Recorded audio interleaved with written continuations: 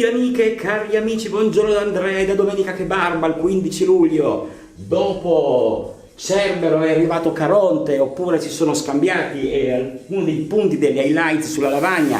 Vi saluto mentre state preparando forse qualche carbonella, io devo ancora farmi la barba, una barba di alcuni giorni, come vedete, baniamo.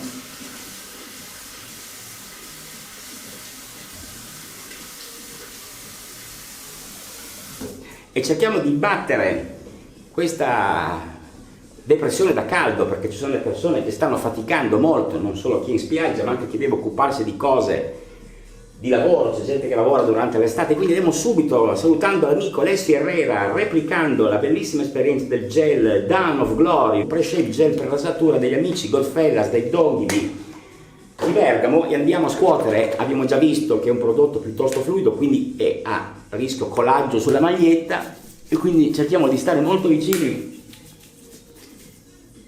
al lavandino e soprattutto devo porgere le mie scuse, perché l'altra settimana, come avrete visto, mi sono accorto tardivamente che non mi ero messo la t-shirt, mi sono fatto la rasatura in una situazione che poteva essere veramente da arci italiano, che si fa come sarebbe anche giusto la barba, ma insomma in video chiaramente sempre avere un atteggiamento decoroso, quindi mi scuso con coloro che si fossero mai indignati.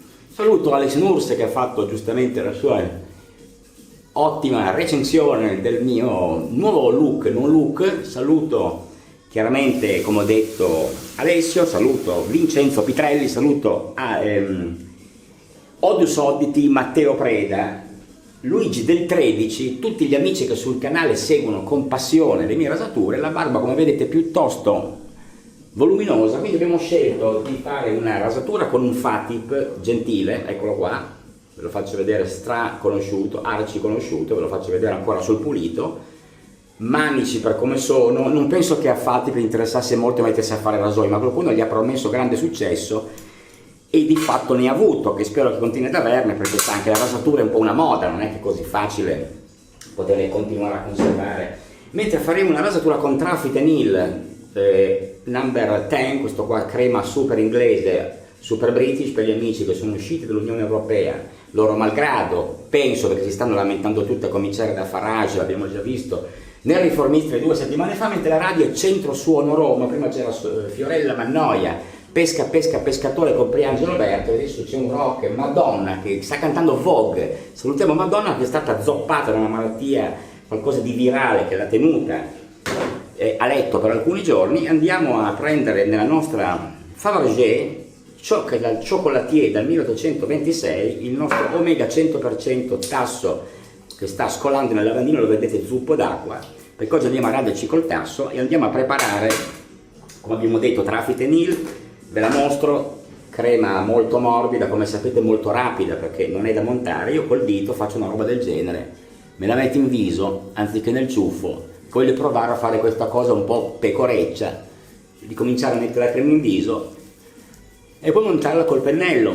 Entra bene il tasso. Ringrazio ancora delle correzioni, io devo anche fare una errata corrige perché Alessio mi ha giustamente dalle isole Eolie corretto il sapone. La Garta non era un sapone con tallo, ma era un vegetale americano che dobbiamo riprovare perché potrebbe essere probabilmente montato anche meglio. Qualche follower mi ha detto che va montato con più acqua, quindi insomma laviamo la mano santa, la mano destra, quella che non si lava mai. Sapete che gli indiani hanno una mano che non lavano mai, che fa anche abbastanza schifo, detto fra noi, ma evidentemente queste culture piacciono molto ai globalisti. Mentre subito andando a provare a montare il nostro schizzettoso pennello in tasso, cominciamo la nostra rasatura. Io vi auguro che avete cominciato bene la vostra giornata, molti di voi saranno già accomodati nelle location prenotate per l'occasione con anticipo nelle località balneari. Negli highlights abbiamo cominciato dal basso, abbiamo partito dal caldo, da Cerbero e Caronte, dunque ci sono previste cassa integrazione dell'INPS per i lavori usuranti che prevedono sì quei lavori stradali dove si lavora il bitume a 180 gradi, si lavora sotto il sole a 40 gradi, quindi l'INPS paga queste persone per stare a casa e non morire di caldo. Questo è un gesto di grande civiltà nel diritto dei lavoratori, ma insomma al di là di questo giustamente l'estate è un periodo un po' pesantino, ma va affrontato per quello che è. Non è un caso Moro nelle sale in autunno, abbiamo visto le dichiarazioni dell'altra settimana e sorvoliamo sul caso. Morto Milan Kundera, partiamo dagli obituari, scrittore nato nella Repubblica Ceca a Brno, come ricorderete, è stato del Partito Comunista, è stato cacciato dal Partito Comunista, è rientrato nel Partito Comunista, ha rinnegato il Partito Comunista. In America chiaramente l'hanno osannato, Mitterrand l'ha premiato nei vari anni e poi il suo grande successo in Italia si ebbe grazie a, ricorderete, a Roberto L'Agostino, che nelle sue uscite parlò del suo libro più famoso, L'insostenibile leggerezza dell'essere, che ha salvato le casse della Adelphi, ricordate, la casa editrice di quei libercoli colorati azzurri, e ha portato grande fortuna non solo a Milan Kundera, che è espirato lo scorso mercoledì. Quindi insostenibile leggerezza dell'essere vuol dire che nella vita bisogna essere un po' più leggeri, quello che facciamo noi ogni domenica facendoci la barba insieme. E quindi prendiamo da questo pensatore, filosofo e scrittore un buon esempio per andare avanti nel nostro anno, che si pronuncia ancora molto lungo. E chi se ne frega? Ma chi se ne frega? La Letizzetto l'ha morsicata un ragno violino, che non è proprio una roba bella. Durante la produzione di alcune scene di un film, un prodotto che non so se cinematografico o televisivo, un ragno violino che è pericoloso, l'ha azzannata, credo sia ancora vivo, ma il Corriere della Sera, a cui non sono abbonato, non mi ha fatto leggere la notizia perché è blindato chiaramente solamente per gli abbonati, mentre si sta comportando molto bene, ricordiamo, il nostro Trafford Neal, British, eccolo qua, montaggio sul pelo lungo, chiaramente non vaporoso, ma perché chiaramente sappiamo bene che nelle prime fasi si comporta la schiuma in questo modo. Bene, abbiamo già abbondantemente superato di 2 minuti il nostro montaggio, quindi siamo quasi pronti ad armare il nostro Fatip. Allora andiamo a vedere con quali lamette oggi effettueremo la rasatura e dovremo fare la prova della cola, perché per me è una lama nuova ed è una lama che era contenuta nella scatola ricevuta da Alessia Herrera dall'Isole Eolie. Sono le lame Euromax nere, eccole qua. Prova della cola, togliamo un cellofan semplice, al Misala e Sunday Morning. Allora abbassiamo i Commodores, perché a quest'ora potrebbero essere anche un po' ridondanti, apriamo premendo la linguetta sul retro del box e estraiamo una busta nera, la 1, la 2 o la 3, com'è che diceva mai Buongiorno, la 1, la 2 o la 3, eccola qua.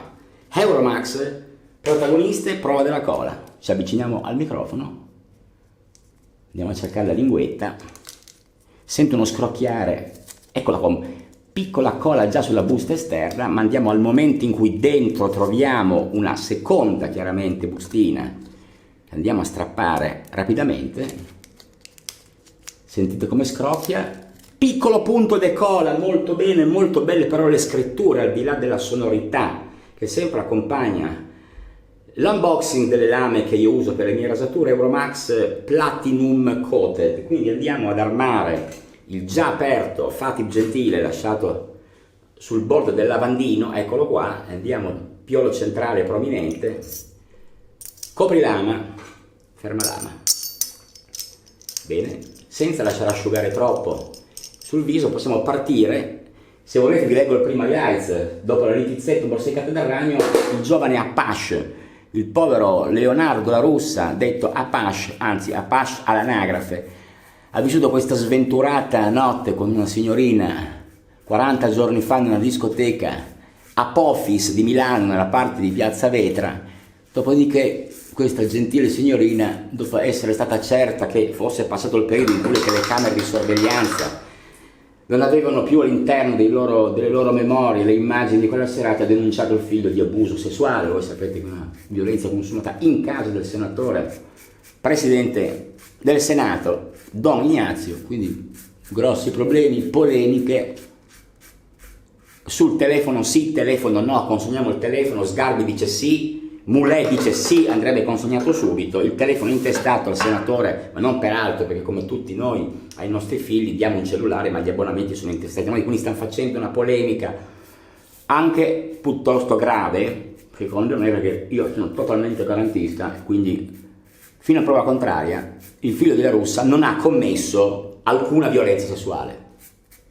Questa è la mia opinione, lo stabiliremo. L'oltranzismo che protegge giustamente il gentil sesso porta spesse volte a perdere di vista quelle che sono le motivazioni che portano queste gentile e poco avveduto, o meglio molto furbe signorine alla ricerca di notorietà e di provvisionali che chiaramente vanno a incastrare non certamente figli di gente normale, ma gente che poi in qualche maniera soddisfare i loro appetiti.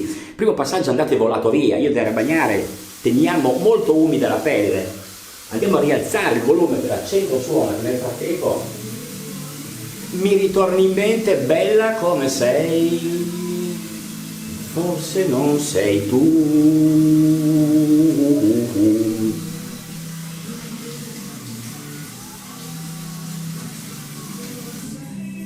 Da Poggio Bustone, l'arte di Lucio Battista, chi non è piaciuto, forse i più giovani che lo ricorderanno magari per la TV bianconero, con il suo fazzoletto da contadino al collo, nato in provincia di Rieti. Molto bravo Lucio Battisti, ma c'è qualcosa che non scordo, ma noi non ci scordiamo niente, nemmeno noi, andiamo avanti. Dell'Utri, ecco, la procura di Palermo non si è dimenticata di Dell'Utri, che l'hanno di nuovo incastrato per le stragi del 93, voi sapete che era un po' il contatto tra Berlusconi e il mondo mafioso, per questo ha preso 30 milioni di eredità per tenere la bocca chiusa e farsi un po' di gabbio. Queste sono non le cattiverie dicerie, ma sono gli atti del processo. Quindi il 18 di luglio, martedì, Dell'Utri, dopo aver preso questa ricca eredità, doveva andare in tribunale a giustificarsi. Marta Fascino invece, dentro fuori, Pier Silvio pare che non volesse più vedere le sue sciarpine, i suoi maglioncini, e la volesse mandare fuori a calci nel culo dalla villa San Martino di Arcore. Invece pare che non sia così, ha smentito, quindi i giornali inseguivano questa fregnaccia, per cui Marta Fascina, che vogliamo ricordare, me ne sono dimenticato l'altra volta, lo stacco adesso dallo schermo, in una lettera ad Anteprima News di Giorgio Dell'Arti della signora Mila Spicola, a cui dobbiamo un ringraziamento per questa lettera, ci ricorda che Marta, andiamo a passare un po' il volume, l'onorevole Marta Fascina, 33 anni, calabrese, nonostante il mega lascito di Berlusconi, ricordiamo ha ottenuto 100 milioni di eredità, è attualmente in busta paga di noi, italiane e italiani, e vorrei ben approfondire da coloro che l'hanno votata, a Marsala e dintorni, il suo contributo politico alla crescita nazionale e della provincia di Trapani. Quindi prenda ancora lo stipendio, ricordatevelo. Vi lascio ragionare su questa meravigliosa lettera che secondo me ricorda quelli che sono gli impegni che noi italiani non facciamo mancare a nessuno, il nostro contributo agli lauti stipendi dei deputati che si sono, l'ha detto Carmelo Caruso, vi leggerò un pezzo del foglio, sono assegnati un aumento di 2.000 euro al loro emolumento, ma sorvoliamo, ne parleremo dopo. Prima di fare il secondo passaggio andiamo. Fiorello sfrattato, l'ha mandato via da Via Asiago, non ce la facevano più a Roma, questo partiva alle 5:30 di mattina con i balli, i canti, la gente l'ha mandato via, adesso dovrà trovare una location per Viva Rai 2, io lo guardo di rado, anzi non lo guardo mai perché ho letto una sua rassegna stampa, anzi l'ho visto una mattina, mi ha annoiato terribilmente e ho abbandonato. Turismo e gentrificazione, qua sono i centri storici dove ormai arrivano i ricchi, comprano le case a poco, le ristrutturano, i quartieri diventano quartieri per gente con tanti soldi, tutti i servizi crescono, i prezzi crescono e vengono i centri storici messi o a reddito con Airbnb oppure appannaggio di persone che se lo possono permettere, quindi ben venga per chi ha case in queste parti della città, molto male perché invece deve campare in condizioni normali, quando magari essendo arrivato prima di questi qui faceva una vita normale, adesso è costretto a seguire il mainstream, diciamo, del consumismo, e non aiuta perché sono disperati nei centri delle grandi città, la gente non sa più cosa fare, i turisti invadono i marciapiedi, Milano non si può più camminare, c'è gente dappertutto, quindi bel turismo, che ben vengano, ma insomma con un po' di moderazione. L'Italia tra Caronte l'abbiamo già vista. Invece il ministro del Made in Italy Adolfo Urso vuole riaprire le miniere, molto bene, io pensavo volesse aprirle per metterci dentro la gente a lavorare, magari qualcuno anche dei suoi colleghi, invece no, vuole riaprire le miniere perché in Toscana, se ne parla anche in un pezzo del Tirreno, e non sono, ma ne avevo già parlato l'altra settimana, ci sono dei materiali rari che servono per fabbricare i semiconduttori, quindi avevano scoperto che sotto i nostri piedi c'è una miniera che potremmo sfruttare, quindi tutti in miniera a prendere di nuovo il carrellino, la pala, cominciare ad andare di nuovo a fare qualcosa per il nostro paese. Tajani segretario, eletto pro tempore ieri al Parco dei Principi di Roma, oggi tra parentesi c'è la diretta, se avete voglia potete anche risentirla, al Radio Radicale da Tolfa, tra Civitavecchia e Roma, dei giovani di Forza Italia che hanno incoronato Tajani, anche loro, nel loro convegno, e oggi parlano di un nuovo corso proprio sulla solco del garantismo per onorare la politica di Silvio Berlusconi contro la magistratura che si innesta sulla polemica del governo, contro la riforma della giustizia. Salvini la pensa in un modo, Meloni in un altro, già queste sono le crepe. Tajani dà gli avvertimenti perché adesso è diventato ancora più grosso e tronfio di quello che era prima, è quasi più grosso di Maurizio Mannoni di TG3 Linea Notte, fanno la gara a chi ha il petto più grosso. E quindi bene per Tajani, a cui facciamo i migliori complimenti, mentre si parla di 11 milioni di italiani che vivono con 1.000 euro al mese. Come fa a vivere con 1.000 euro al mese? Non puoi, non è possibile, tant'è che il dibattito sul salario minimo a 9 euro portato avanti dalla sinistra ed è Elly Schlein, che andiamo a salutare perché un po' di giorni che non la vediamo, eccola qui, che vi saluta dalla tazza del water mentre io mi faccio il contropelo. Bene il FATIP, basterebbero 2,8 miliardi per portare gli stipendi di tutti i lavoratori che vengono pagati pochissimo, dal mondo della ristorazione, dell'accoglienza, anche il mondo dello spettacolo, gente che guadagna 500 euro al mese, ma a Meloni non interessa, ha già i piedi dove andare, vogliono detassare le imprese, e soprattutto Salvini vuole cancellare miliardi di debiti incagliati che non si riusciranno mai a riscuotere da gente che non ha pagato le tasse. Quindi è chiaro che la gente non è molto contenta di questa cosa, ma tant'è, questi li avete votati e allora ve li tenete, questo è un po' il punto. Questo non vuol dire che io ho votato altrove, per l'amor di Dio, però cerco di non prendere posizioni. Molto bene, bene le lame, non ultimativa, il secondo passaggio ne necessita sicuramente un terzo, quindi andiamo a sciacquare, andiamo a riempire la nostra ciotola, a fare di acqua buona per sciacquare la testa del rasoio, così non mi si dice che il mio rasoio è impregnato di pelame tagliato e non rimosso dalle aperture del rasoio. Chiaramente una battuta, saluto chi simpaticamente mi segnala questi giusti vizi che ho, e purtroppo un giorno riuscirò anche a togliermi. Abbiamo quasi terminato, ricordiamo il Border Radio, che è la mia radio personale in streaming all'interno del podcast Paesi Nuovi, che potete trovare su Amazon Music, su Apple Podcast, su Google Podcast e su tante altre piattaforme. A breve una nuova puntata dopo l'ultima che ricorderete, chi l'ascoltate, era dedicata al giornalista Giampaolo Pansa, mentre sull'estero ho avuto un po' di difficoltà a trovare degli argomenti, ma alla fine il vertice di Vilnius della NATO dell'altra settimana è stato centrale. Biden che alla fine ha messo qualche paletto sull'ingresso dell'Ucraina nella NATO, facendo bestialire Zelensky, che poi si è un po' calmato venerdì. In fondo è chiaro che se entrasse nella NATO l'Ucraina succederebbe il finimondo, almeno questo gli americani sono scemi ma un po' l'hanno capito. Ma abbiamo soprattutto l'intervento sempre sanguigno di Giorgia Meloni, che qualcuno forse ha perso al convegno, l'ha fatto via streaming perché la Meloni non ha tanto tempo di andare più in giro a urlare nei convegni dei patrioti, come lei considera gli italiani, quelli che con il suo popolo vogliono seguire una linea di sovranismo degli stati nazionali. Quindi a Valencia ha parlato il congresso di Vox, Abascal, che è il leader di questo movimento, quindi la Meloni non riesce in questi casi a contenersi e quindi si è lasciato un po' andare, mentre veniamo a dichiarazioni come sempre molto molto sentite. Bene, andiamo a passare il terzo passaggio di cortesia. Ancora un po' di prodotto è rimasto sul nostro pennello in tasso, Omega.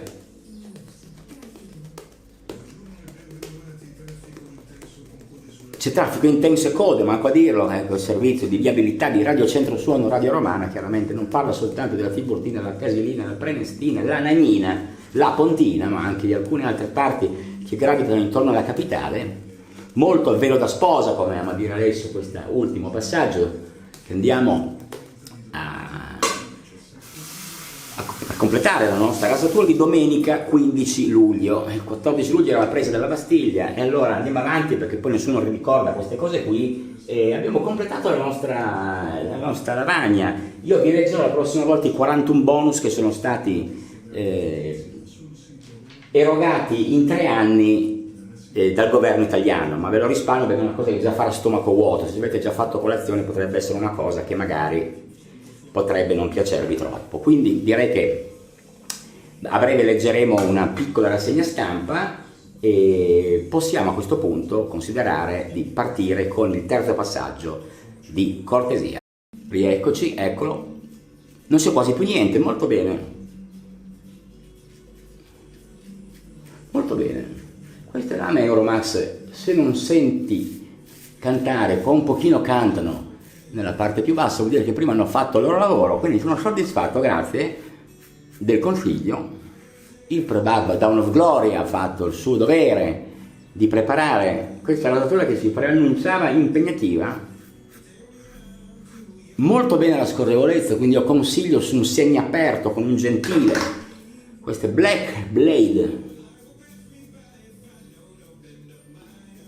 Saluto anche Marco Traverso, che ho visto ieri fotografato, anzi che ha pubblicato, noi lo vediamo meno, una foto di una grigliata mista nella sua casa di montagna, perché il suo giorno libero sta seguendo una dieta draconiana, pare abbia perso 22 kg, molto bene, in 2 mesi, si è perso degli artifizi, dice la domenica libera, meravigliose salsicce, salse, grissini, patate fritte, insomma Marco dacci un po' piano, perché insomma, tutto bene, ma insomma, potresti fare magari anche meno fatica, ma mi complimento con te per la tua grandissima capacità e forza di volontà. Bene, allora, possiamo praticamente sciacquare, anzi io andrei a sciacquare con l'acqua fredda subito.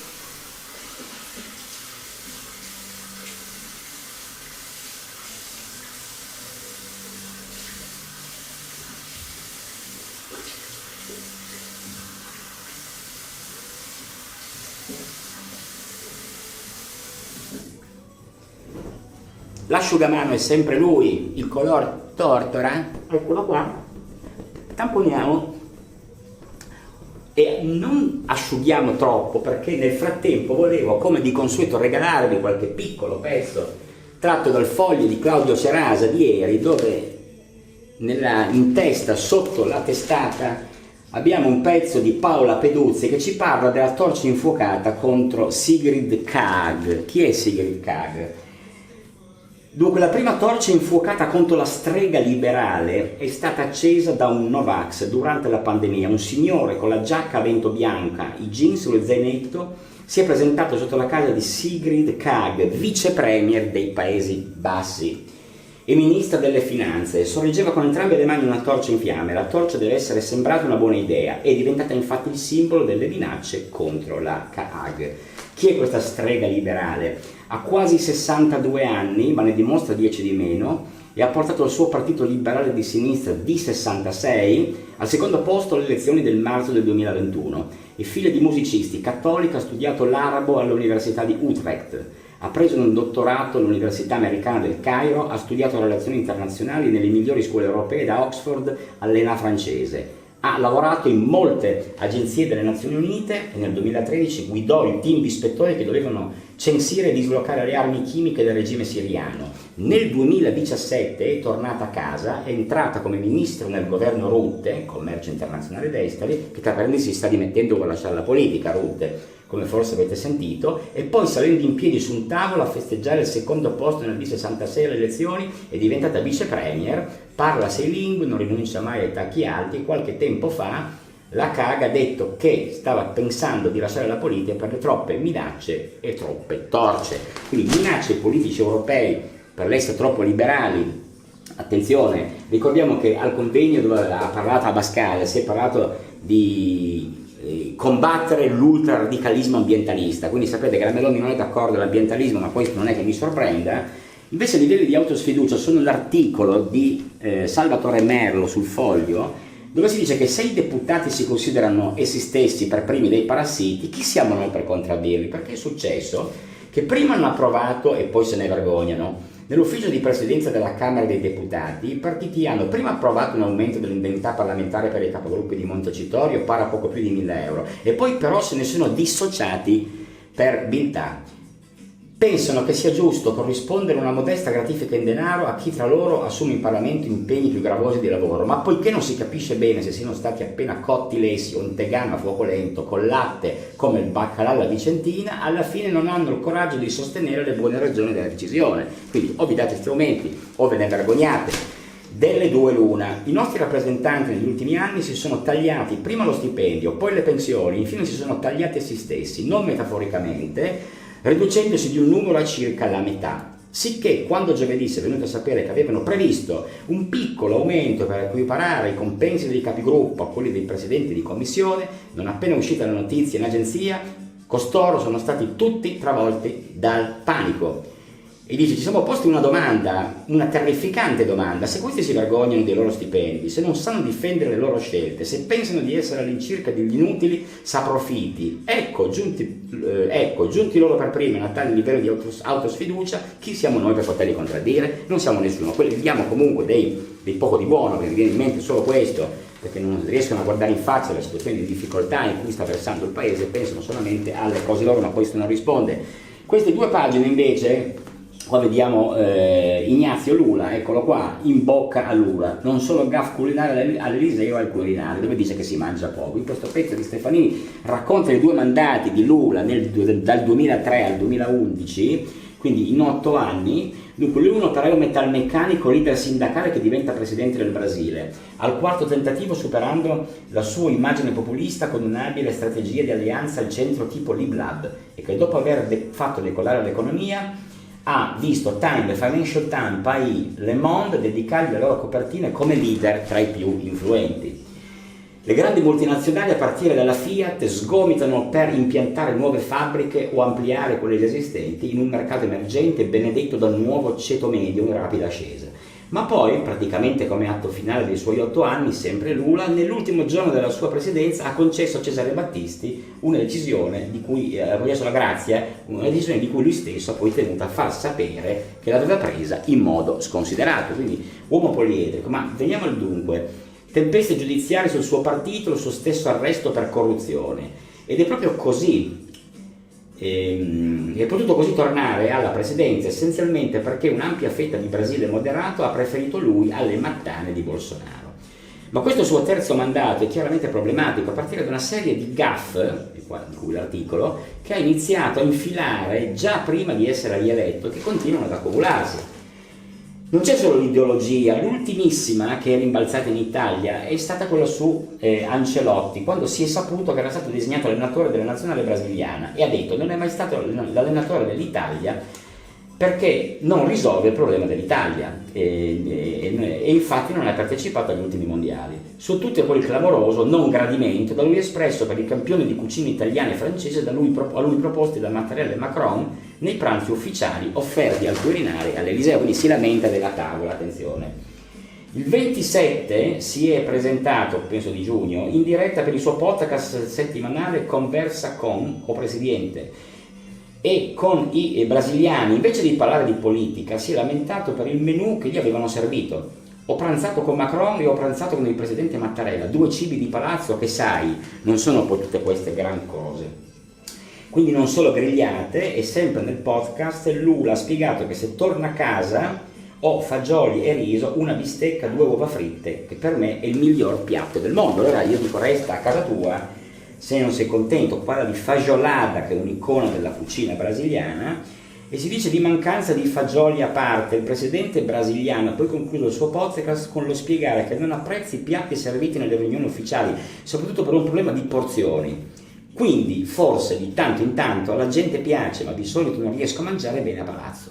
È tutto minuscolo, è tutto limitato, sai? Non c'è un vassoio per scegliere e quel poco che arriva devi mangiare e ci mancherebbe ancora. Insomma, sarà che sono goloso, ma mi piace la quantità. Una coda di bue, per esempio, un pollo, non c'è niente di meglio. Un pollo con gombo, non c'è niente di meglio di una costoletta di maiale fritta. E poi passiamo a una rapida carrellata di quello che si mangia al Quirinale, perché si coglie nell'articolo l'opportunità di parlare e si dice che, venendo appunto alla cucina vera e propria, il Quirinale ovviamente tiene a essere la vetrina delle eccellenze italiane. Carne del Piemonte, pasta del Molise, prosciutto del Friuli, parmigiano e sale dell'Emilia Romagna, farina del Veneto, pomodori della Campania. Le pietanze sono quelle della tradizione del cacciucco alla livornese, alla polenta, cavolo e nasello, passando per tortelli di patate, pappardelle, umbricelli al tartufo, tonnarelli al ragù, e poi per secondo abbiamo, per i curiosi, vitello arrosto e soprattutto molto pesce freschissimo.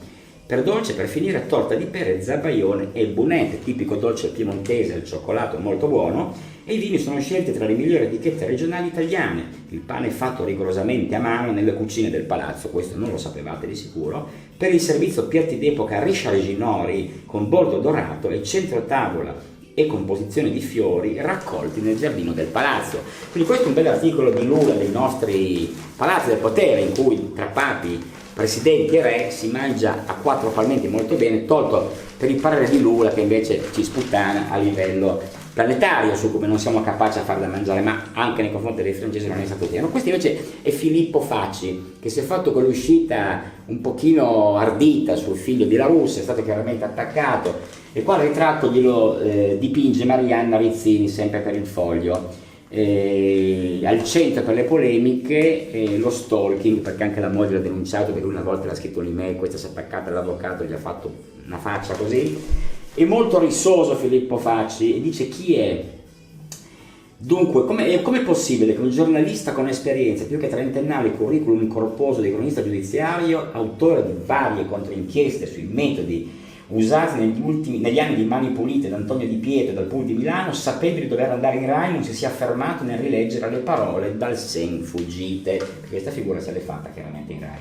Si parla del 1982 e Facci, già giovane militante radicale, poi craxiano, sposato a 23 anni con una donna che aveva contatti professionali con lo studio avvocatizio di La Russa padre, Nemesi Beffarda, nonché cronista delle prime armi in cerca di un contratto, si ritrova all'Avanti, quotidiano socialista, un po' di cronistoria della carriera di Filippo Facci, oggi a Libero. Era già successo tutto anche nei primi anni 2000, quando alcuni degli allora stagisti, ora redattori di questo giornale, a quei tempi spediti nella sede di Milano in largo Corsia dei Servi, erano stati scherzosamente avvisati di queste serate a cui dicevano: non vi spaventate perché a pranzo verrà un nostro amico, bravissimo giornalista ma un po' eccentrico, si chiama Filippo Facci. L'eccentrico non si era subito rilevato tale, e anzi era apparso un primo sguardo molto taciturno, a differenza dell'altro amico, dei colleghi e abitué del pranzi in San Babila, che è Giuseppe Cruciani della Zanzara.